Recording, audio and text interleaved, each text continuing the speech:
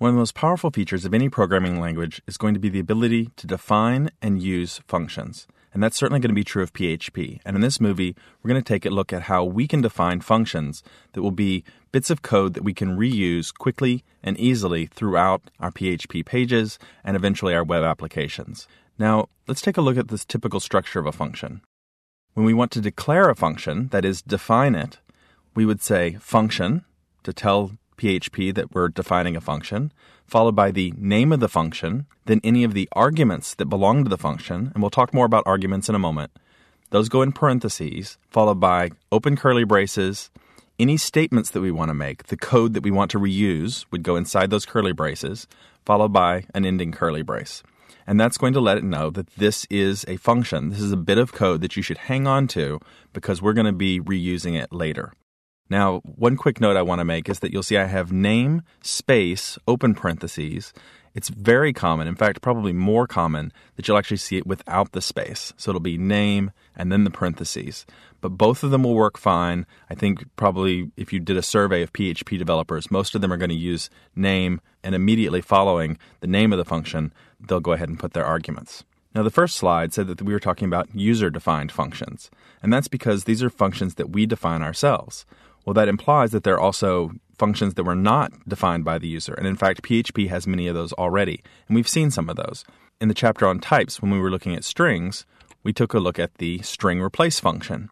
And we replaced the word quick with the word super fast inside our string, which was the quick brown fox, etc., etc. So this is a function. And this is not a function being defined. This is a function being called. So this is what it looks like when we're calling a function and we want to execute a bit of code using some arguments. And quick, super fast, and third string are the three arguments that string replace uses. So the definition of string replace might look something like this. It would be defined with the function command, then the name, followed by the three arguments. What we're searching for, what we want to replace it with, and then the subject that we're going to be searching inside of and replacing inside of. And then inside that would be all of the statements that would tell it how to go about that and how to execute that. Now, because it's defined by PHP, we don't have to worry about what all those statements are. It'll do it for us. But when we're going to be defining our own functions, of course, that's going to be the part that we're most interested in. Now, the name of a function can be just about anything you want. It's similar to the way that we named strings earlier. It can contain letters, numbers, underscores, and dashes. It can't contain any spaces, of course, or it would think that it was a new name or something else. And it must start with either a letter or an underscore. Unlike string names, function names are going to be case insensitive, which means that we could define a function with capital letters in it and actually call it with all lowercase letters, and it would still find the function and know which one we meant. But that's a bad programming practice and a bad habit, and we don't want to get into it. So if we define it with all lowercase, we want to call it in all lowercase. If we define it with a capital letter in the middle, we want to call it with a capital letter in the middle. So go ahead and get used to that habit of always defining your functions with a certain name and calling them with the same name. So let's go ahead and get started defining our first simple function, and we'll get a better feel for how these work. I'm going to open up my PHP sandbox, and I'm going to go ahead and open up basic.html, simple HTML file that I created earlier. I'm just going to do save as on that, and I'm going to create a new file here, and we're going to call it functions.php. I'll put it in my PHP sandbox and save it, and now this will give me a place where I can work with it. I'll go ahead and change the title to be functions, and let's go ahead and make our open PHP body tags, and now we're ready to declare our first function. So we saw how we define functions, and we do that using function followed by the name we want to give our function. So let's make this one say hello. That's easy enough. And then we're going to need our parentheses that's going to contain our arguments. Now, it doesn't have to contain arguments. We can actually have a function that can be called with no arguments at all. And that's actually what we're going to do for this first one. So I'm going to just move on and put my curly braces, and then I'm going to put my statements inside, the code that it should execute. So let's say echo hello world, right? That's easy enough. And I'll go ahead and put a BR tag in there. So we've now defined a function called say hello, and when called, that's what the function will do. It will echo back hello world. So I'm going to save that. So let's go back over to our browser, open up Firefox, and I'm going to navigate to http:// localhost if you're on PC. If you're on a Mac, you're going to want to also go into your user directory, PHP sandbox, and functions.php, and that's where I've stored my file. Now, it did load the page. We know that because the title changed to functions up here at the top.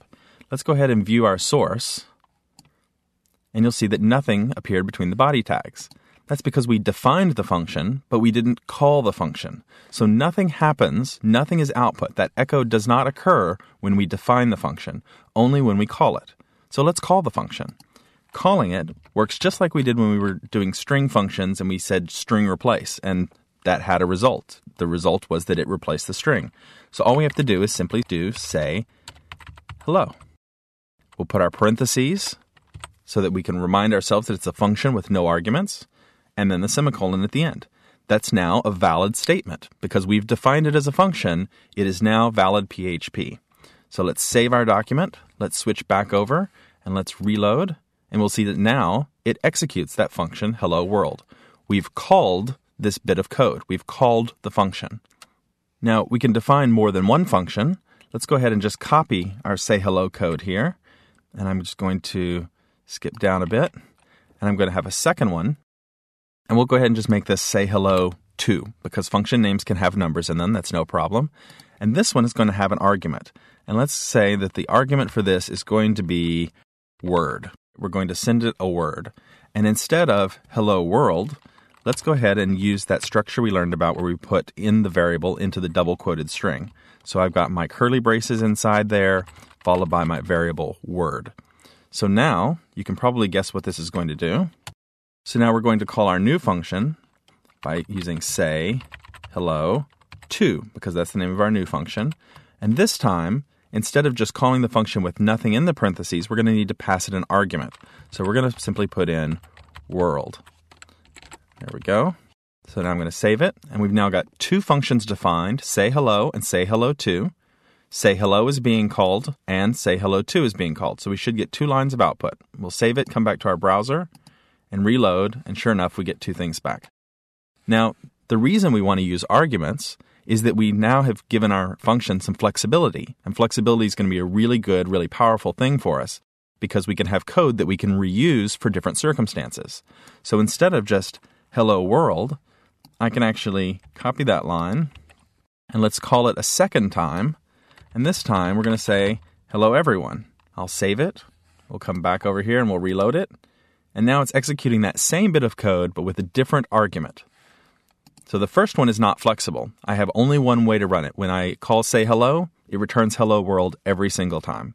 The second one has flexibility built into it because I can pass it an argument, and based on that argument, it can do different things in the code. It's dynamic code. And since dynamism is what we're working towards with PHP, that's a good thing. Now, there are a couple of things I want you to note about defining functions before we move on to more advanced concepts. And that is, first of all, that a function has to be defined, obviously, or we can't call it. If we were, for example, to start another one that said, say hello 3, and we went ahead and gave it an argument and everything so that it looks the same, obviously we haven't defined it, and it's going to give us an error. We can go ahead and save that and try it, and we'll see it says called to undefined function. Now, functions don't necessarily have to be defined before we use them. And that's an important point. In PHP 3, that was true. The code for defining a function had to precede calling it. But in PHP 4 and PHP 5, that's no longer true. There is a pre-processing that goes on where it actually finds all of the functions first so that they're all available to you, and then you can call them anywhere. Now, it's still good programming practice to go ahead and have them at the top, because if someone else is coming back and reading your code later, they may be starting from the top of your PHP and working their way down, trying to figure out what your code is doing. And if you call a function they haven't seen yet, it might make it harder to read. But you could put comments in saying, hey, this is where the function is located, or something like that if you wanted to. But a better, easier programming practice is always to just define them at the top. The second thing you want to be careful of is that you can't define a function more than once. Once it's defined, it's like a constant. It's fixed. So let's go ahead and try that. Let's copy say hello 2 here, and I'm going to go ahead and replace this say hello 3 with it. And let's redefine it, and this time let's just change what it does to error, or let's make it this won't work. So now we've defined hello2, we're using it, and then we're redefining it again. And we can't define it the second time. Let's save it and come back over here. Cannot redeclare say hello to, previously declared. So just keep that in mind because that's going to come up as we start creating larger websites with lots of functions that we're calling. We're going to want to take some care in making sure that we don't repeat ourselves by declaring a function more than once. Once it's loaded in, we can use it. We don't have to declare it a second time. The last point that I want to make is that right now I'm declaring these functions at basically the root of my PHP. I'm declaring them not inside something like a loop or an if-then statement or inside another function. I'm declaring them on their own. You can declare functions inside if-then statements. You can declare functions inside other functions. And as you get more advanced, that might become useful to you. But as a beginner, you don't want to do it. You want to really make sure you have them all by themselves, define the function on its own, and put any if-then statements or anything like that inside the function. And that's going to keep you from getting yourself tripped up. So I'm going to go ahead and just delete this last function here that doesn't work because we don't want to have a page that doesn't work saved. And I'm going to save it one last time. And then we'll go on to the next movie and we'll look at a little bit more of what functions can do for you and some of the particulars of how to work with them.